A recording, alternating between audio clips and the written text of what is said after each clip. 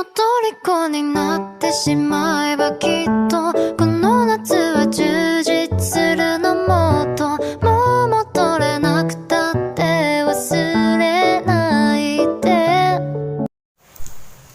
Assalamualaikum warahmatullahi wabarakatuh. Selamat pagi semuanya. Apa kabar hari ini? Alhamdulillah masih diberi kesempatan untuk belajar bersama-sama, meskipun masih dalam keadaan yang sama, yaitu dalam keadaan pandemi dan melalui pembelajaran daring. Nah, ini kan kita mengalami masa pandemi yang sudah hampir 6-7 bulan ya. Tentunya di semua media komunikasi dan juga informasi menyampaikan tentang virus corona atau COVID-19 ini di Instagram, di TV, dan kita pun juga setiap hari hampir menyebutkan virus corona atau COVID-19 ini. Nah, kita sebenarnya paham belum sih apa itu virus, bagaimana bentuknya, bagaimana dia memperbanyak diri? Nah, hari ini kita akan belajar tentang virus. Yang pertama yaitu sejarah penemuan virus. Sejarah penemuan virus ini dimulai oleh Adolf Meyer yang menemukan penyakit bercak-bercak pada tumbuhan tembakau dan dinamakan dengan penyakit mosaik karena mengakibatkan bercak-bercak pada tumbuhan tembakau. Tetapi si Adolf Meyer belum tahu patogen jenis apa yang mengakibatkan penyakit pada tumbuhan tembakau tersebut. Nah, selanjutnya penelitian dilakukan oleh Dmitri Ivanovsky yang mencoba menyaring ekstrak tembakau ini menggunakan saringan bakteri. Setelah disemprotkan ke tumbuhan tembakau yang sehat, ternyata masih bisa terinfeksi, sehingga patogen ini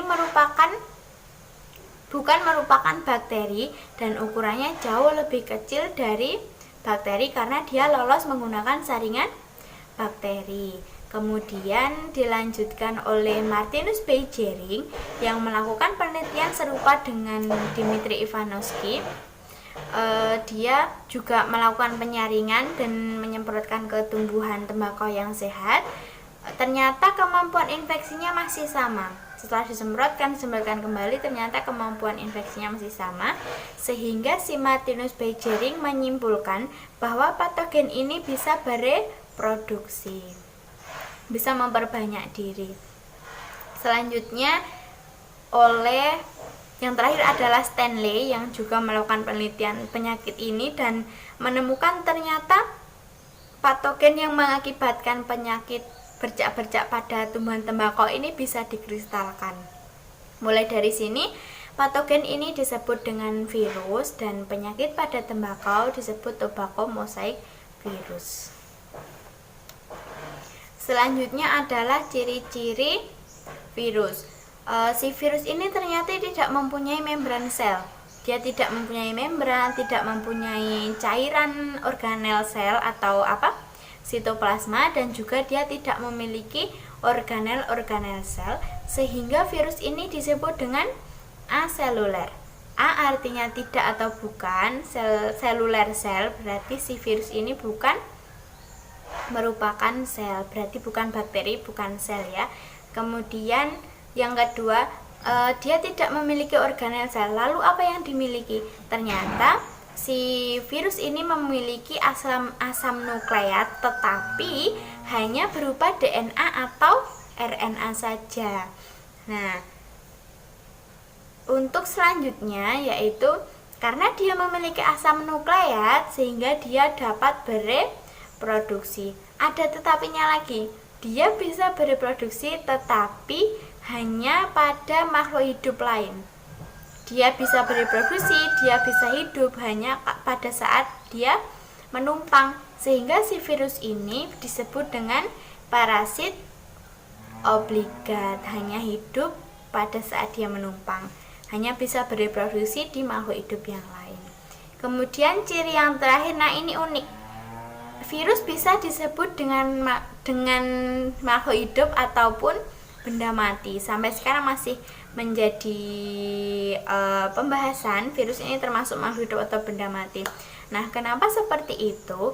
Karena virus disebut dengan makhluk hidup karena dia bisa bereproduksi. Tetapi dengan syarat tadi ya, dia hanya hidup di makhluk hidup lain. Dan untuk benda mati, kenapa dia disebut benda mati? Karena pada saat di alam luar, di luar lingkungan makhluk hidup, si virus ini bisa dikristalkan. Nah, jadi ada saat dia itu merupakan makhluk hidup, ada saat dimana dia merupakan benda mati gitu. Selanjutnya ukuran virus. Tadi kan penelitian si Dmitri Ivanovsky ya, disaring menggunakan jaringan bakteri, ternyata dia lolos, berarti ukurannya sangat-sangat kecil. Si virus ini bisa dilihat hanya dengan menggunakan mikroskop elektron dengan perbesaran 100.000 kali. Ya, ukuran virus yaitu 17 nanometer itu yang paling kecil, dan yang paling besar 1000 nanometer. Bisa dilihat gambarnya perbandingan dengan sel darah manusia. Ya, seperti itu ya. Jadi virus ini sangat-sangat kecil sekali. Kemudian ada bentuk-bentuk virus, ada 4. Ada yang batang, contohnya tadi yang pada tobacco mosaic virus ini bentuknya batang, dan juga ada bola, contohnya virus corona, udah sering lihat ya. Yang ketiga adalah polihedral, contohnya adenovirus, dan yang terakhir adalah bentuk T atau bisa disebut dengan kompleks. Ini pada bakteriofag, yaitu virus yang menyerang bakteri. Lalu untuk susunan virus, kita akan melihat pada bakteriofag, yaitu virus yang menyerang bakteri, karena susunannya yang paling kompleks.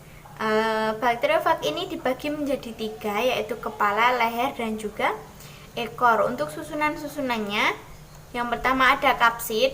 Ini terdiri dari protein yang berfungsi untuk melindungi asam nukleat, dan di dalamnya ada asam nukleat. Nah, untuk bakteri ini ternyata asam nukleatnya berupa DNA. Kemudian selanjutnya ada selubung ekor, dan yang berupa kayak kaki belalang ya, itu namanya serabut ekor. Kemudian ada lempeng dasar, dan yang runcing-runcing itu disebut dengan jarum penusuk. Lalu bagaimana untuk virus corona, susunan virus corona? Seperti ini ya, ada juga glikoproteinnya, ada kapsidnya juga, RNA. Nah, kalau untuk virus ternyata asam nukleat, virus corona ternyata asam nukleatnya berupa RNA. Kemudian ada replikasi virus, ini yang agak sulit tapi tidak sulit, diperhatikan saja ya. Langsung saja. Yang pertama yaitu si bakteriofag ini akan menempel pada bakteri atau disebut dengan proses absorpsi. Nah, selanjutnya si bakteriofag akan memasukkan DNA yang dimilikinya ke dalam bakteri sehingga bersama-sama dengan DNA bakteri. Disebut apa DNA bakteri? Plasmid. Selanjutnya, DNA bakteri dan juga DNA virus atau bakteriofag tadi akan bereplikasi bersama-sama. Nah, tahap ini disebut dengan replikasi. Setelah melakukan replikasi, proses yang selanjutnya adalah sintesis. Pada proses ini, DNA bakteri seolah-olah mengalami perpecahan atau seolah-olah pecah dan mulai terbentuk bagian-bagian tubuh bakteriofag. Setelah terbentuk bagian tubuhnya, si bakteriofag ini mulai membentuk organ tubuhnya atau menggabungkan atau merakit bagian-bagian tubuhnya menggunakan DNA bakterinya yang pecah tadi. Nah, proses ini disebut dengan proses perakitan. Nah, kemudian setelah organ-organ si bakteriofag ini lengkap dan siap untuk keluar, maka si bakteriofag ini akan memecah dinding sel bakteri. Memecah dinding sel bakteri ini menggunakan enzim yang disebut dengan enzim, ada yang tahu? enzim lisosim ya, menggunakan enzim lisosim untuk memecah dinding bakteri. Kemudian setelah berhasil memecah dinding bakteri, si bakteriofag ini akan keluar membentuk bakteriofag baru atau virus-virus baru. Karena si bakteri ini mengalami perpecahan, mengalami penghancuran dinding sel tadi ya, sehingga proses ini disebut dengan proses lisis atau litik atau pecah. Jadi daurnya disebut daur litik. Sampai di sini paham? Selanjutnya kita ke daur lisogenik ya. Sebenarnya hampir sama pada proses absorpsi, itu juga sama, bakteriofag melakukan penempelan kepada bakteri dan juga memasukkan DNA bakteriofag ke dalam DNA bakteri, tetapi di sini si DNA bakteriofag ini bergabung dengan DNA bakteri. Jadi seolah-olah DNA-nya itu menempel menjadi satu pada DNA bakteri tersebut. Setelah menempel, si DNA virus atau bakteriofag ini akan diam saja. Selama bakterinya masih kuat, dia akan diam saja sampai menunggu dia lemah. Nah, selama menunggu, si DNA-nya ini ikut membelah bakteri sampai menjadi banyak. Setelah dirasa bakterinya ini lemah, kemudian si DNA bakteriofag ini akan bergerak. Dia akan memisah, kemudian memisah dengan plasmid atau DNA si bakteri tadi, dan kemudian melanjutkan ke proses yang selanjutnya, juga ikut bereplikasi, mengalami sintesis, mengalami perakitan, dan juga berujung dengan lisis. Jadi daur litik dan daur lisogenik hanya berbeda pada tahap penyisipan saja. Sudah paham ya untuk replikasi? Setelah belajar replikasi virus, kita akan belajar klasifikasi virus. Kemarin kita sudah belajar klasifikasi masuk hidup ya. Masih ingat apa fungsinya? Mengelompokkan, karena si virus ini juga memiliki jenis yang begitu banyak. Ahli biologi juga mengelompokkan virus tersebut berdasarkan persamaan dan juga berdasarkan ciri-cirinya. Lalu ciri apa saja yang dijadikan dasar klasifikasi? Ada ciri umum dan juga ciri khususnya ya. Ada yang berdasarkan asam nukleatnya, ada yang berdasarkan struktur partikel virusnya, ada yang berdasarkan bahan-bahan yang mampu melumpuhkan si virus itu, ada yang berdasarkan jumlah kapsomer, ada juga ukuran virion. Lalu untuk ciri khusus yang dijadikan dasar klasifikasi ada kisaran inang, cara penularan, dan juga struktur permukaan kulit. Struktur permukaan khusus. Kali ini kita akan belajar klasifikasi virus yang berdasarkan dengan keberadaan selubungnya, berdasarkan jumlah kapsomer, berdasarkan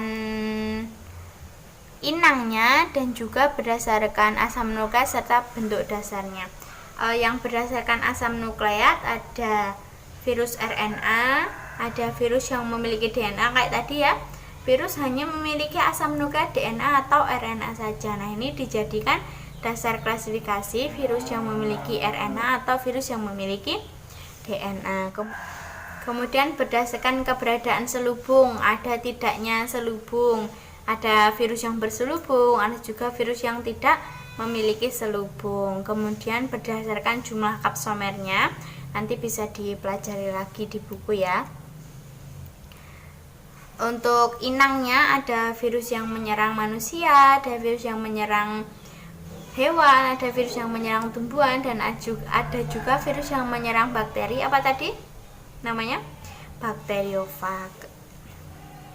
Selanjutnya, selama ini kan kita hanya tahu virus ini merugikan, menyebabkan flu atau pilek, dan juga ini yang saat ini terjadi, virus corona sangat-sangat merugikan di berbagai aspek kehidupan ya. Ekonomi terganggu, pendidikan terganggu, apalagi pada bidang kesehatan. Tetapi si virus ini juga memiliki peranan yang menguntungkan. Nah, ini kita akan belajar tentang peranan virus baik yang menguntungkan maupun yang merugikan. Yang pertama adalah peranan virus yang menguntungkan, ada interferon. Ini berfungsi pada bidang kedokteran, protein yang dihasilkan sel normal sebagai respon terhadap infeksi virus. Kemudian yang kedua ada profag, digunakan untuk mengubah fenotip bakteri yang berfungsi sebagai antigen. Nah, tadi loh, bakteriofag itu kan ada yang menyisipkan DNA-nya ke bakteri. Nah, ini dimanfaatkan untuk mengubah DNA si bakteri tersebut. Bakteri yang digunakan yaitu bakteri yang memiliki sifat antigen. Ini berfungsi pada bidang kesehatan juga ya, menyebabkan kerugian di kesehatan tetapi juga bermanfaat di bidang kesehatan. Selanjutnya ada vaksin. Jangan salah, vaksin juga ada yang menggunakan virus berisi mikroorganisme yang telah dilemahkan. Si virus-virus yang telah dilemahkan. Kemudian yang terakhir adalah peta kromosom. Ini juga untuk bidang kedokteran ya. Selanjutnya untuk yang merugikan ada virus yang menyerang tumbuhan, virus yang menyerang hewan, dan juga virus yang menyerang manusia. Lalu bagaimana cara pencegahannya? Yang pertama dan yang paling penting adalah vaksinasi. Tapi untuk virus corona sampai sekarang belum ada vaksinnya ya. Kita tunggu saja sambil terus berdoa, mudah-mudahan pandemi ini segera berakhir. Kemudian yang kedua adalah mengonsumsi makanan sehat, istirahat yang cukup, yang suka begadang dikurangi ya, kalau bisa tidur itu jam 10. Jadi kalau nanti tidurnya cepat, bangunnya juga bisa lebih cepat. Kemudian olahraga yang teratur, menghindari stres, jangan galau-galau, jadi nanti akan mempengaruhi kesehatan. Kemudian yang terakhir adalah hindari rokok dan minuman beralkohol. Ini juga sangat penting ya. Berani katakan tidak pada narkoba dan juga rokok. Dan juga yang paling penting saat ini yang harus kita lakukan untuk mencegah virus corona adalah rajin mencuci tangan, memakai masker, dan juga jaga jarak.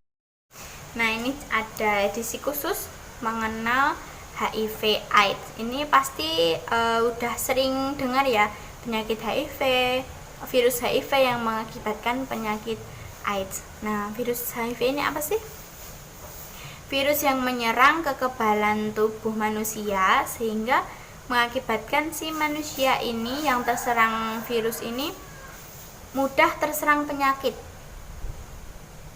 Nah, cara kerja si virus HIV ini, dia menyerang sel CD4 yang berada di permukaan sel darah putih. Jadi sel darah putih itu ada sel CD4-nya, itu diserang oleh virus HIV itu dan mengakibatkan itu mengganggu kekebalan tubuh sehingga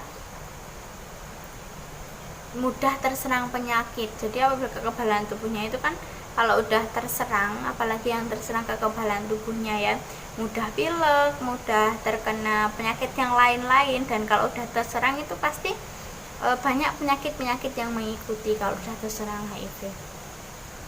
Untuk penularannya bagaimana? Ini melalui hubungan seksual, seks bebas, berganti-ganti pasangan, pemakaian jarum suntik yang bersamaan, dan juga transfusi darah. Itu juga ini bagi penderita itu harus paham ya, dan juga menyadari bahwa dirinya itu mengidap AIDS dan kalau bisa tidak melakukan transfusi darah sehingga nanti akan menulari orang lain.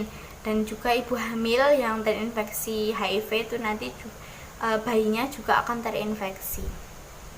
Kemudian gejala yang ditimbulkan penurunan berat badan yang sangat drastis menjadi kurus kering ya, juga demam terus menerus, dan itu tadi mudah terserang penyakit. Selanjutnya Untuk virus corona ini pasti sudah banyak yang suka baca-baca ya, udah membuka literasi. Gini akan saya ulas sedikit. COVID-19 atau virus corona adalah penyakit yang menyerang saluran pernapasan yang disebabkan oleh virus corona. Virus corona ini merupakan patogen yang zoonotik. Patogen zoonotik itu yang seperti apa? Yaitu patogen yang dapat berpindah dari hewan ke manusia ataupun dari manusia ke hewan. Itu ya, dari Wuhan kan mengumumkan bahwa virus ini berasal dari kelelawar. Jadi patogen ini merupakan patogen yang zoonotik. Lalu virus corona ini memiliki selubung lipid yang bertabur glikoprotein berbentuk bulat-bulat. Dan ini digambarkan seperti mahkota sehingga dinamakan virus corona atau koronal. Koronal itu artinya mahkota ya. Jadi virus corona ini dinamakan dengan berdasarkan bentuk bulat-bulat protein yang menyelubungi tadi. Kemudian untuk cara kerjanya, virus ini akan mengganggu sel-sel pada saluran pernapasan. Kemudian setelah tubuh menyadari ada hal yang tidak beres, akan memicu pengeluaran sitokinin. Tetapi pengeluaran sitokinin ini yang akan membangkitkan imun atau pertahanan tubuh ini nanti akan mengakibatkan nyeri dan juga demam tinggi atau peradangan. Setelah adanya sitokinin ini, si virusnya belum mati, terus berkembang dan pengeluaran sitokinnya semakin banyak sehingga akan merusak tubuh itu sendiri. Semakin besar peradangannya sehingga ada beberapa kasus, banyak kasus sampai meninggal seperti itu. Kemudian untuk penularannya ini melalui droplet ya yang dikeluarkan dari penderita ketika batuk atau berbicara, sehingga penting sekali menggunakan masker. Untuk gejalanya demam, batuk kering, kelelahan, kesulitan bernafas, dan juga sakit pada tenggorokan. Untuk pencegahannya penting sekali diingat memakai masker, jaga jarak, dan juga sering cuci tangan. Nah, alhamdulillah ini materinya udah selesai. Nanti apabila ada yang ditanyakan boleh ditanyakan, tapi ingat melalui PJ kelas ya. Nah, sekian materi dari saya, mudah-mudahan bermanfaat dan dapat diterima dengan baik. Saya tutup. Wassalamualaikum warahmatullahi wabarakatuh.